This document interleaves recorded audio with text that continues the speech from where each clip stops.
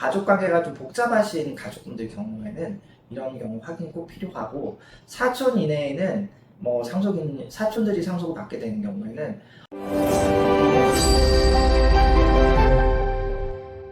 안녕하세요. 오랜만입니다. 고려법률사무소 강영상 변호사입니다. 상속재산 분할 청구에 대해서 여러 가지 궁금사항에 대해서 제가 이제 가사 전문 변호사이다 보니까 자주 접하게 되는 사건이고 상담도 좀 많이 하게 되는데요.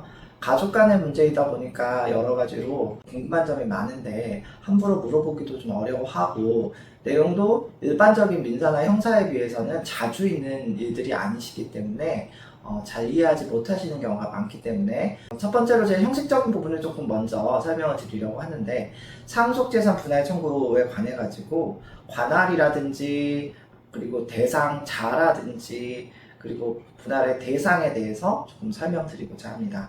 상속재산 분할 청구 소송은 이게 기본적으로는 가사소송입니다. 그렇기 때문에 관할 자체가 가정법원 관할입니다. 이 말씀을 드리는 이유는 우리가 그 상속과 관련된 여러 가지 소송들이 모두 다 가정법원 관할은 아니기 때문입니다. 예를 들면 상속회복 소송이라든지 또는 유류분 반환 청구 소송 같은 것들은 기본적으로 민사소송에 해당하기 때문에 민사소송의 관할을 준용하고 있습니다. 그런데 상속재산 분할 청구 같은 경우에는 가정법원 관할이기 때문에 같은 법원이 아니기 때문에 이를 놓치시게 되는 경우 시간이 오래 걸리고 이송을 해야 되는 여러 가지 문제점이 생길 수 있기 때문에 미리 말씀을 드립니다. 그래서 상속재산 분할 청구를 혼자서 만약 하시는 분이 있다고 하신다면 반드시 가정법원에 소를 제기하셔야 되는데, 그 중에서도 상속 개시 시에 망인, 그러니까 피상속인의 주소지 관할 가정법원이라는 점을 꼭 기억하셔야 됩니다. 의외로 이 관할 문제 때문에 문제가 생기는 경우가 많고, 이로 인해서 시간과 절차를 낭비하시는 경우가 있기 때문에 한번 말씀을 드립니다. 그리고 상속재산 분할 청구에 있어서 그 대상자는 생각보다 매우 중요합니다. 일부 이제 생각하시는 분들이 상속을 주요하게 받을 사람들만 참여하면 되는 거 아니야? 라고 이렇게 간단하게 생각하시는 경우들이 있습니다. 그러나 상속자 전원이 대상이 되어야만 하기 때문에 원고와 피고 안에 모든 상속인들이 포함되어 있지 않으면 이 상속재산 분할 청구 소송은 불가능합니다. 그렇기 때문에 상속인이 확인이 되지 않는 경우에는 소송 절차가 굉장히 지연이 되고, 경우에 따라서는 상속재산 분할을 위해서 관리인 등을 지정하는 특별한 절차를 거쳐야 할 수도 있습니다. 제가 맡은 사건 중에도 실제로 이렇게 상속인들이 확인이 되지 않아서 곤란을 겪고 있는 사건이 있기 때문에 이 부분에 대해서는 반드시 확인이 필요하다는 점을 말씀드리고 싶습니다.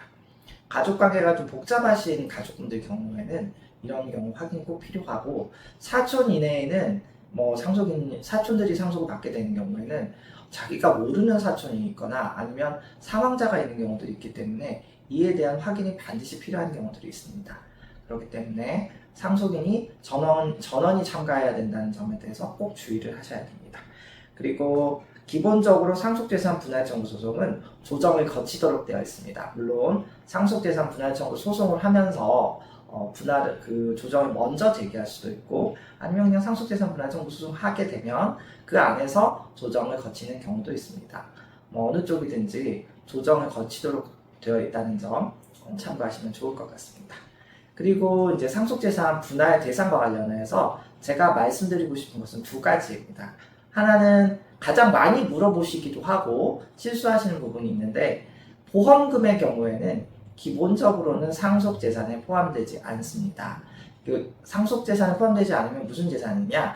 그 수익자, 그러니까 보험에 누구에게 주세요라고 되어 있는 수익자의 개인재산입니다. 그래서 상속재산을 분할하는 데 있어서 포함이 되지 않고 고려도 되지 않습니다. 이 점을 간과하시는 경우가 많아가지고 분쟁이 생기고, 어떤 경우에는 일부 상속인들께서 이런 점에 대해서 일부러 알리지 않은 채 마치 상속재산인 것처럼 그 대표 수령을 한 다음에 그것을 가지고서 분할을 임의로 하시는 경우들이 발생해서 분쟁이 커지는 경우가 있습니다.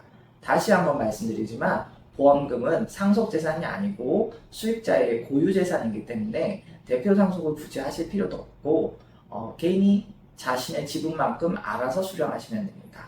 다만 이제 수익자가 법정 상속인이라고 이렇게 기재되어 있는 경우 자신의 법정 상속 지분만큼 받게 된다는 의미인 것이지 그것이 상속재산으로 고려된다는 의미가 아니라는 점 추가로 좀 생각해 주시기 바랍니다. 이러한 점은 생각보다 중요한 의미를 갖고 있기 때문에 꼭 확인해 보셔야 합니다. 안티펜도 펜인 것처럼 빚도 사실은 재산에 해당하기 때문에 상속재산 분할에 있어서 중요한 고려대상입니다. 빚은 원칙적으로 가분재산이기 때문에 자신의 상속 지분만큼 분할되는 것이 원칙입니다. 그러나 내부적으로 상속재산 분할 비율을 변동을 할 수는 있는데 그렇다고 하여도 채권자에게 동의 없이 영향을 미치는 것은 아닙니다.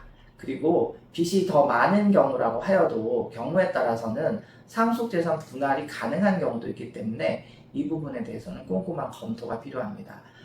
당연히 빚이 더 많은 경우라면 한정승인 내지는 상속 포기 등의 절차를 거쳐야 할 수도 있기 때문에 이 부분에 대한 고려도 반드시 필요합니다. 두 가지라고 말씀드리긴 했는데 한 가지 더 추가해야 될 것이 있어서 따로 말씀을 드리면 원칙적으로 금전재산의 경우에는 나눌 수 있는 재산, 즉 가분재산이기 때문에 이것은 자기 지분별로 받아가는 것이 원칙입니다. 그렇지만 이 상속재산 분할 전체 그 재산과 관련해 가지고 조정이 필요한 경우에는 가분채권이라고 하더라도 이를 상속재산 분할 청구 소송 안에서 같이 고려하여서 분할해야 되는 예외적인 경우가 있습니다. 이러한 경우에는 가분채권이라고 하더라도 상속재산 분할 청구의 대상이 될 수 있다는 것도 알아두시기 바랍니다. 특히 이제 예를 들면 은행과 은행에 이제 맡겨져 있는 예금 같은 경우에 은행들에서는 원칙적으로는 가분재산이기 때문에 이것을 나누어서 지급해달라고 하면 지급을 해주어야 하는데 관행적으로 은행에서는 상속인 전체에 협의된 그 동의서를 가지고 오기를 요구하는 경우가 있습니다.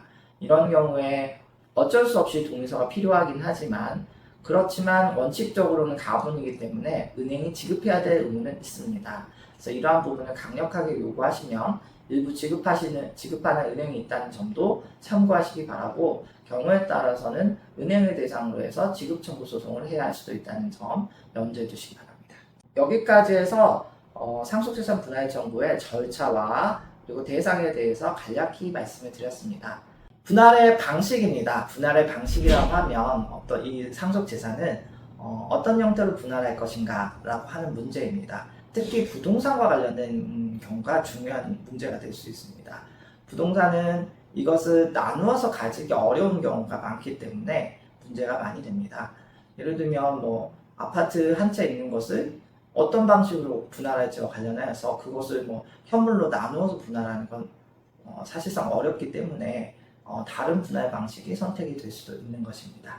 그러나 물론 가장 간단한 방법은 현물로 분할한다든지, 그러니까 땅 토지 같은 경우에는 이렇게 땅을 쪼개가지고 가져간다든지, 아니면 아파트라 하더라도 그것을 지분으로 분할하는 것은 여전히 가능합니다. 그러나 이런 지분이나 이런 분할 같은 것들이 아니면 너무 작은 땅이기 때문에 현물로 분할하기 어렵다든지 이런 여러 가지 문제가 있는 경우에는 한 사람이 그 부동산을 가져가고 대신 금전을 지급하는 형태로 분할하거나 또는 경매를 하여서 분할을 하는 것도 가능은 합니다. 그러나 원칙적으로는 현물 분할이 원칙이기 때문에 협의가 잘 되지 않는 경우에는 현물 분할을 강제로 시키는 경우가 있습니다. 그러나 현물 분할을 강제로 하게 되면 부동산의 그 효용 가치가 떨어지거나 아니면 분쟁이 장기화되는 경우가 있기 때문에 법원에서는 가급적이면 협의를 하여서 원만하게 부동산의 가치가 살 수 있는 쪽으로 하거나 아니면 경우에 따라서는 경매 분할을 하도록 권고하는 경우도 있습니다. 분할의 기준에 대해서 조금 설명을 드리고자 합니다. 어떻게 보면은 이 부분이 가장 핵심적인 사항이라고 할 수 있는데요. 기본적으로는 법정 상속인의 법정 상속 지분에 따라서 분할을 하는 것이 맞겠지요. 하지만 미리 그 상속 재산을 나누어 준 것과 동일한 경우, 즉 증여가 되어 있는 경우에는 그 해당 부분을 고려해야 됩니다. 즉 공동 상속인이 집을 먼저 받아갔다든가 이런 부분이 있다고 하면 현재 남아있는 상속 재산을 분할할 때 그러한 점을 고려해서 분할해야 된다는 것입니다. 만약에 그 집을 미리 주었는데 예를 들면 그 집이 그 공동상속인이 그 상속인의 재산을 유지, 형성하는데 특별하게 기여한 부분이 있어서 그것을 준 것이라고 하면 그것은 상속재산을 분할하는 데 있어서 고려하지 않아도 된다라고 하는 법리가 있습니다. 그러한 부분과 관련한 그 법리가 이미 형성이 되어 있기 때문에 보통 이런 그 증여가 있는 경우에 그 증여 재산을 고려해서 분할해야 된다라고 하는 원고 측의 입장과 아니다, 그것은 특별한 기여이기 때문에 배제해도 된다라고 하는 입장이 팽팽하게 맞서게 됩니다. 그렇다고 하면 여기서 그 특별한 기여라고 하는 것이 어떤 것인지에 대해서 좀 생각을 해보셔야 되는데요. 특별한 기여라고 하는 것은 일반적으로는 그 소소한 용돈이나 생활비 지급 같은 것들을 말하지 않습니다. 쉽게 말하면 집이나 토지나 큰 돈 같은 것들을 먼저 가져갔다고 하면 해당 재산을 고려해서 남은 재산에서 가져갈 부분을 줄이거나 가져가지 말라는 것입니다. 이러한 것들의 특별수익은 상속분의 선급에 해당하는 것이어서 대부분 증여를 말하는데 거액의 주택의 구입자금이나 혼수, 사업자금, 유학비, 특정인에 대한 부동산 증여 이런 것들이 대부분입니다. 그러나 약간의 소액의 용돈을 지급하였거나 소액의 생활비 지원 등은 제외되므로 이 금액의 성격이라든지 이런 것들을 유심히 보아야 합니다.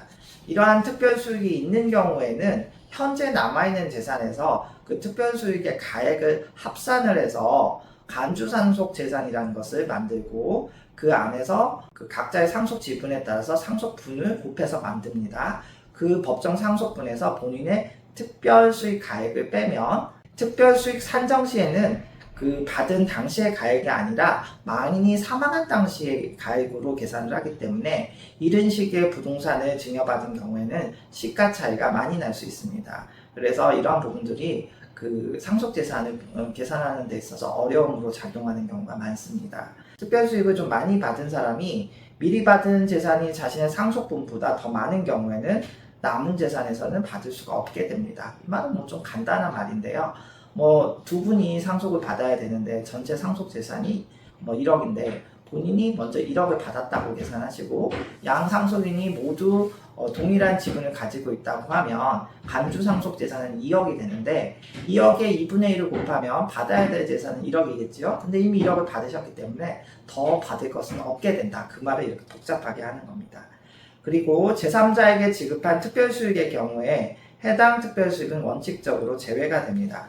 그렇지만 상속인이 아닌 며느리 또는 사위, 손주가 받은 경우에 따라서는 그것이 상속인이 받은 것과 똑같은 경우라면 특별수익으로 인정이 되어서 산정되는 경우도 있습니다. 실제 제가 맡은 소송에서 손자녀가 받은 집이 결국에는 아들에게 증여한 것과 동일하다고 보아서 상속재산에 포함시켜서 상속재산 분할을 한 케이스도 있습니다. 이러한 부분들은 매우 민감한 부분이기 때문에 개별 사례마다 다르기 때문에 꼭 상담을 받아보셔야 합니다.